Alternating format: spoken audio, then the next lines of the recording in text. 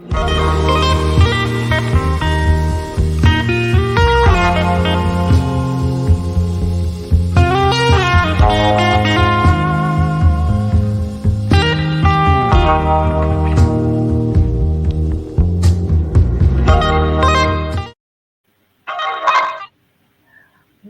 to another dose of Did You Know, episode 173. So today Zoe is my beautiful, soul sister. I love your heart. I love your mission. We have so many things in common that every time we have a conversation, I'm like, I didn't know that about this connection, about that. But you're also my new intro. I was like, I should probably count these episodes like normal people do. Stop, just being Danny Rocco, get into, the streamline of things. So it's a great new beautiful day with all these new beautiful things. And my guest is Miss Zoe. How are you? I am great this morning. How are you? I'm really happy. I'm starting off, even though it's a Thursday, I feel like it's a Monday because I'm out of town. I'm really glad I'm starting it out with you. Yay. I'm happy to be here. So before we get started, tell the world a little bit about who you are. What brought you to this day right now? Sure. So I'm Zoe. I grew up in a big military family. I moved many, many miles away from my family, got married, had babies, all 7 of them, one who's active duty, one who's a first responder. And all my life, I've been the kind of person who, if I see something that's not right, I try to fix it, or I feel very strongly called to helping others. And a little over a year ago, we had a pretty serious tragedy and lost my son's best friend. They'd been friends since they were 2, and they did everything together. And Patrick lost his battle with PTSD, and God just really put it on my heart. Enough is enough. Today is the 91st day of the year. Do you know what that means? It means effective yesterday, 1,980 veterans have already taken their life this year. Pretty staggering number. Our goal is to make that a big old goose egg. And that is together. That's the goal. That's the goal. And that means there's a lot of hands, a lot of hearts that are in motion to make that happen. Absolutely. Absolutely. And as you know, it's the little things, not just the big things. People think, I can't help. I don't have hours to give. It's as simple as dropping a note to your neighbor or picking up the phone and just saying, hey, how you doing? And it can be that easy. It doesn't have to be earth shattering to make a difference. You just need to be there. Don't you feel like sometimes we ignore what's on our heart? We think that, this person came into my mind and we just let it go for whatever reason. Like maybe we just feel like things that come onto our heart aren't that important. But I've had this for the last maybe year or so, whenever somebody comes onto my heart, whether it's been years since I talked to them or just yesterday, I feel like, you know what? It's like that pull, I need to speak out. I need to just be like, hey, what's up? Thinking of you. And it can be a text message. It can be an email. We have all this amazing technology. It doesn't have to be a 5-hour phone call. It can be just that simple. Just to let them know they're not alone. Yeah, even today, right before we got on, one of my friends, she came to my heart and I was like, I'm just going to see how she's doing today. It's like that internal gut that God gave us, those words. Or I feel like sometimes it's his little whisper to you. It's such a gift. Absolutely. Absolutely. And we just need to listen, not just listen to it, because I think so many people listen to it and then ignore it.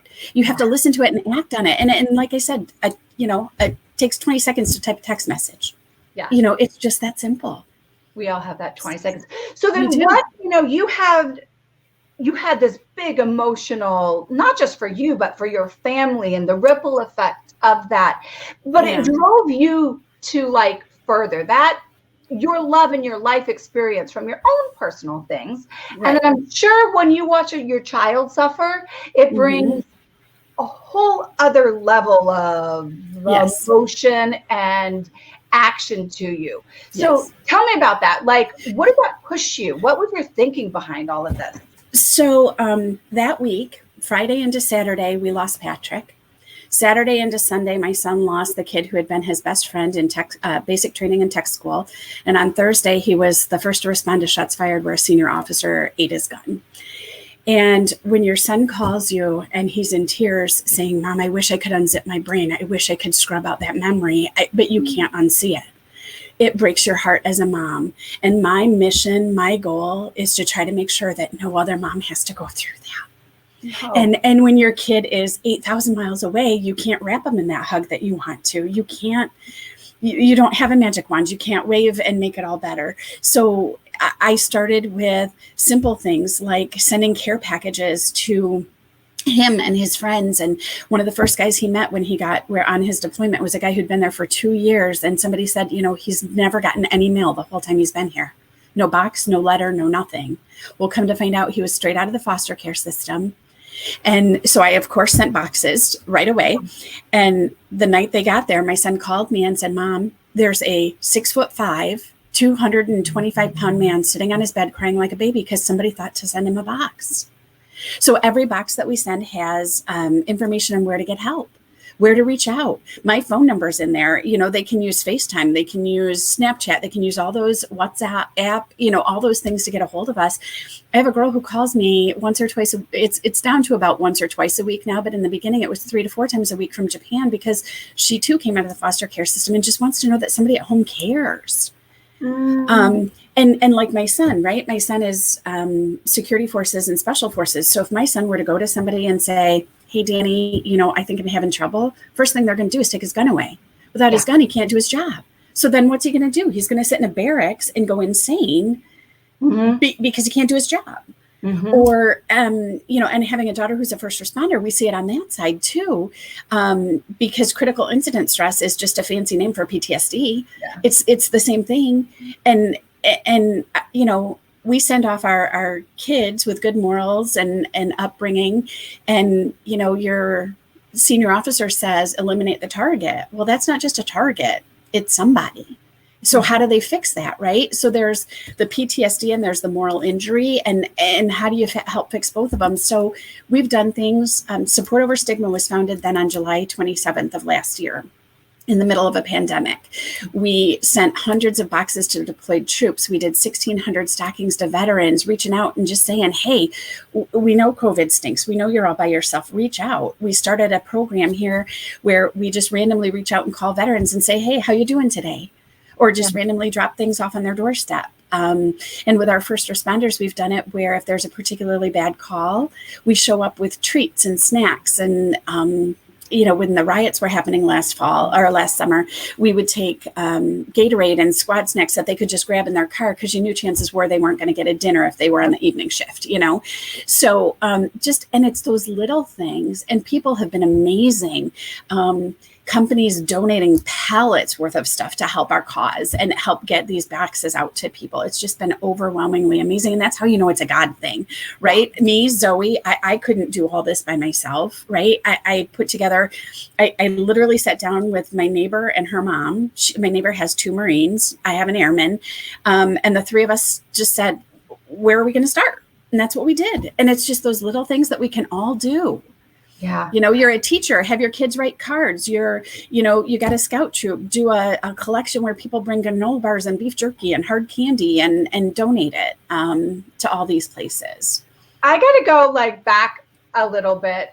Sure. Because when your son called you and you're listening, I think that's what did you say? Because so many people don't know what to say, don't know what to do. So they just will ignore the whole entire situation. So I think that first step is give me an example so that people can to connect with individuals. Yeah. So with my own son, it's a little different. With my own son, I've raised my kids to know they can talk to me about anything. And I don't parent like most parents. I'm really blunt, and have real life conversations. And so my kid knew I was safe to call. Yeah. And thank God he knew, because if he was suffering all by himself with that, I can't even imagine. And he reached out to a chaplain on the base where they were at the time and talked to him as well. And we've talked about it a couple times since of just, that senior officer was the guy that everybody went to talk to. He was the one that was there for everybody else, and nobody knew he was hurting. So it's the lesson that he came up with out of that was you have to take care of the caregivers too. You can't just worry about the ones that are struggling. You got to say, and there are times he's called me and said, hey, Mom, how are you doing? Because he realizes how overwhelming that can be. But when other people call me, other veterans or active duty military, I always start with, I'm just a mom. I'm a mom of 7, but I'm just a mom. And I think that puts them at ease because I'm not a counselor. I don't have to call your boss. I don't have to call, the military and say, gee, I think so-and-so's in trouble. But I can listen and I don't judge. And, the running joke in the neighborhood is, I got a coffee pot, a bottle of tequila, and a campfire in my backyard. Come hang out, if you want, we can bake cookies, like just something, just a safe place to be. And I equate it to several years ago, I went through a really bad fight with cancer. I went through chemo for almost 7 years. And, the amazing thing was when people would call, I had a friend who reached out to me once and she said, I'm sorry it took me so long to call, but I didn't know how to talk about cancer. And my thing was, I didn't want to talk about cancer. I wanted to talk about baseball. I wanted to talk about Girl Scouts. I wanted to talk about book club. I wanted to talk about anything except what was going on in my own head, which is what's going on with a lot of these men and women who are coming back from battle. They don't need to talk about the DVD that's on replay in their head. They want to talk about, like the gal who calls me from Japan. Half the time we talk about the weather, how lousy the food was, or what went right or wrong on her shift. Yeah. She doesn't want to talk about deep, heavy stuff, which I think is what holds people back from calling, is they feel like I can't reach out because I don't have an hour to listen to somebody talk about whatever, or I don't know if I can handle what it is they want to share with me, when in most cases they don't want to share. They don't want to burden you with that. They just want to know somebody cares. Right. And I think that's the biggest part. And I know part of your stuff, you talk a lot about love, right? And when I look at these men and women coming home, I just want to wrap them in a big mama bear hug and say, it's okay. And I'm here. And no matter what, 24/7, my phone is on. Call me.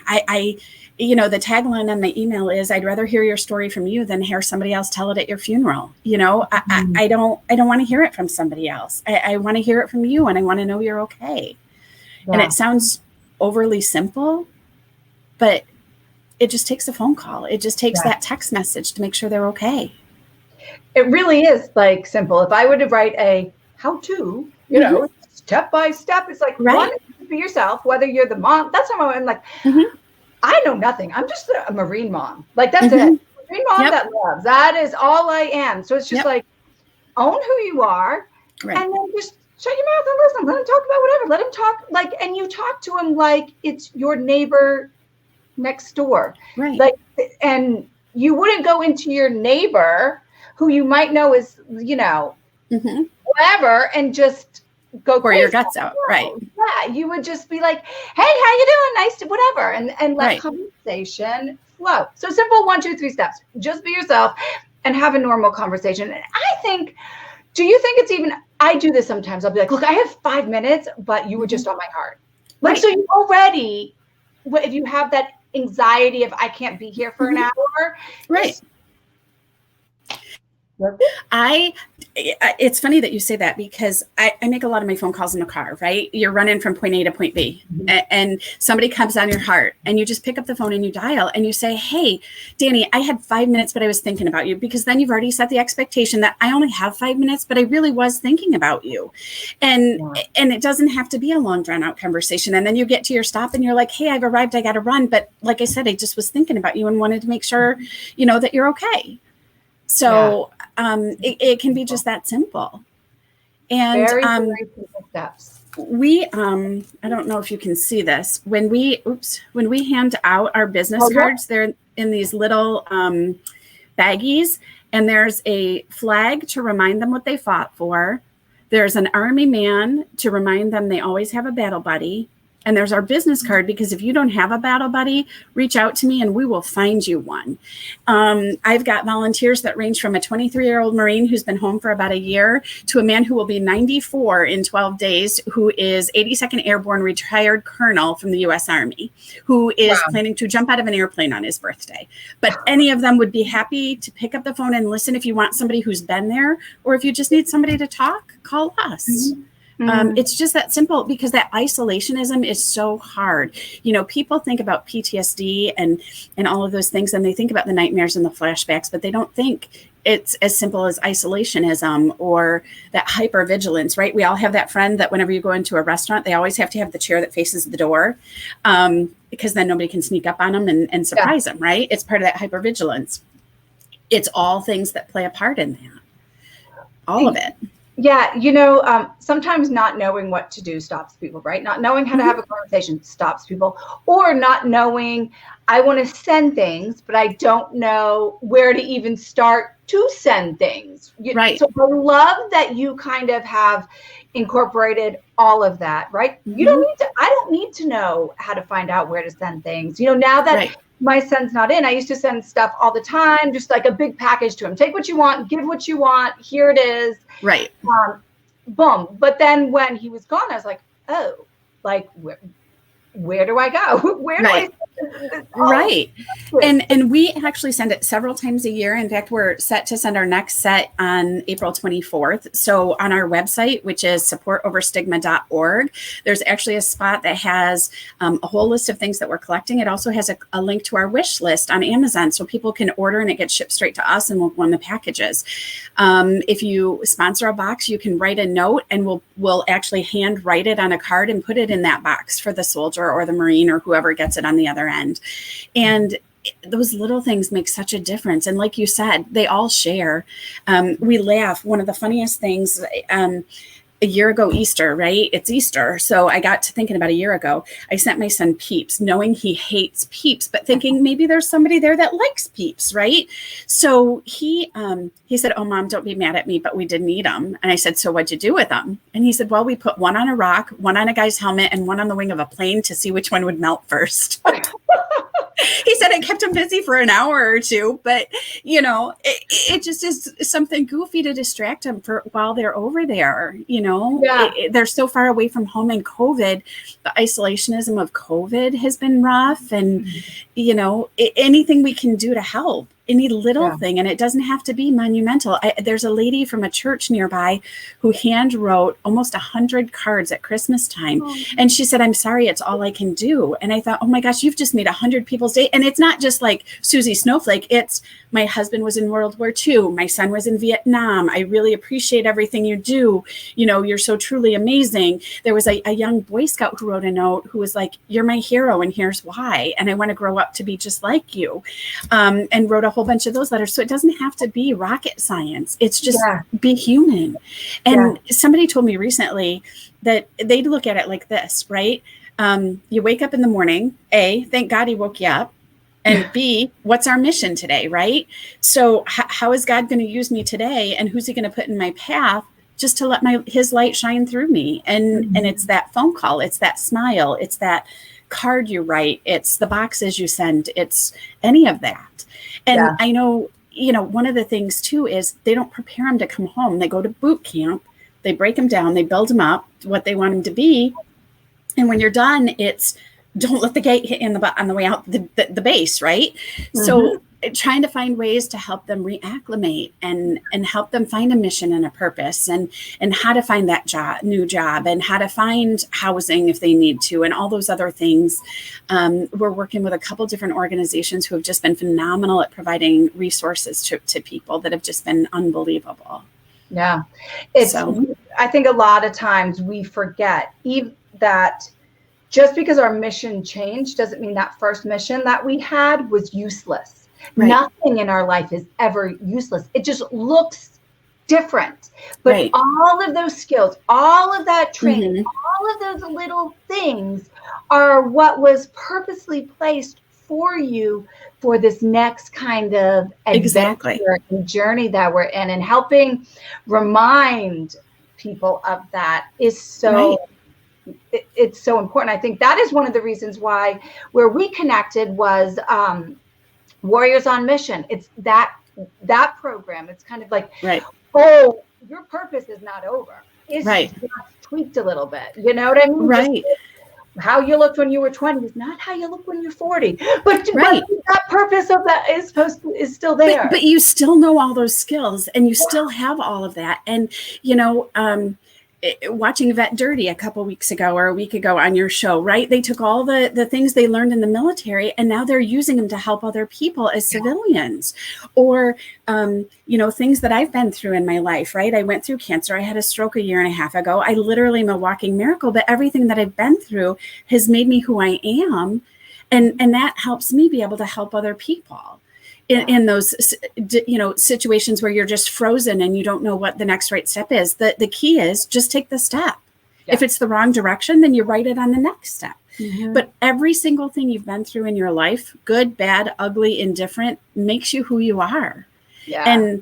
And it's hard sometimes for us as humans, I know at least for me personally, to go, yeah, I really don't like that part of me.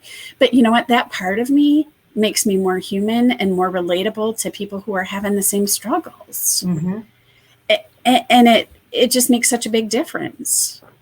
And you said something so about that. I don't like that part of me. And it's even the parts that we might have said, the parts that we might have did that, you look at and they're nasty. It's nasty. But those things I truly believe do not make you. They make you into who you are if you learn from them and you grow from them, but you're not that moment. That's what I want to say. And that right there is perfect, because in that training that we were on together, that was one of the things that they said, right, was all the things that these military members have been through, good, bad, ugly, horrific beyond our imagination or wildest nightmares, makes them who they are. And it helps them become the person that they are today, as long as they don't stay frozen in it. Yeah. If they stay frozen in it, it's just like any of us, whatever bad mistake it is. If you stay frozen in it, you're never going to change and grow. So how do we help them move past that? Mm-hmm. And that's through these conversations, through training, through working with them one-on-one, and just saying, that light at the end of the tunnel isn't the freight train coming to get you. It really is the end of the tunnel, and there is hope at the end, and getting to that point. So, yeah. Oh, I am so glad that you were perfectly placed in my life, that you and you connected, and that I can share what you're doing and support what you're doing and my way and beyond. You really are a special, special soul. So thank you for being, actually being on this earth, not just like plopping, because we're all more than that. We're all more than just like taking up space. We're living being entities. So I appreciate you and thank you for that. And before I let you go, I ask that you answer this last question with the first thing that comes to your heart. Don't have to explain it. Just like pop it right out there. In this moment right now, Zoeie, what does love mean to you? Being available, being human for other people. Oh, I love that. Being available. That is it. I'm going to sit on that. I love the answers to everybody, what's on their heart, and then I sit with it throughout the day and how it resonates. Ooh, so that was a good one. Thank you. And to everybody else out there, remember, as always, love hard, love pure, and love proactive. Until next time, we will see you. Take care. Bye.